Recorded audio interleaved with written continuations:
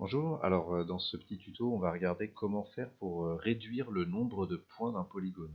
Ça peut arriver qu'on en ait besoin, on en aura besoin nous plus tard dans un autre tutoriel, notamment pour récupérer des images satellites de l'altitude de nos territoires. Et pour ça, on a besoin de shapefiles qui soient avec un petit nombre de points, et pas des shapefiles complexes comme cela où il y a tout un détail sur le contour. Alors pour réduire le nombre de points, eh ben, l'idée c'est de simplifier. Alors une première manière de simplifier un polygone, bah, on peut taper simplifier dans la boîte à outils de traitement. Voilà, et puis là on a une fonction de simplifier, donc mon polygone périmètre d'étude uni. On a différentes méthodes de simplification et on a une tolérance en mètres, c'est-à-dire en gros un écartement en mètres qui va être utilisé pour la simplification. C'est-à-dire que si on a un écart de moins de cette tolérance, eh bien le point sera supprimé. Et puis si c'est un écart de plus de cette tolérance, le point sera conservé. Donc là, nous, on veut simplifier beaucoup. On peut faire des essais. Par exemple, on peut mettre 500 mètres. Euh, voilà, alors si on fait 500 mètres, vous voyez là la simplification. Hein, on a des lignes qui coupent à travers notre territoire. On aurait pu faire plus que ça. J'ai pas fermé ma fenêtre, je retourne sur les paramètres et je vais mettre le double. On va faire une simplification à 1000 mètres, toujours de la même couche. Voilà, et là avec une simplification à 1000 mètres, vous voyez que on a vraiment taillé dans le lard, comme on dit. Alors, l'avantage, c'est que bon, bah, ça va très vite, c'est assez simple à faire.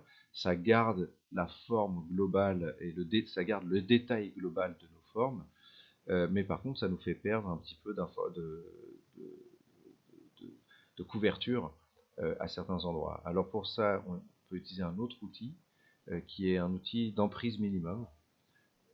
Donc, je vais supprimer les deux simplifications qu'on vient de faire.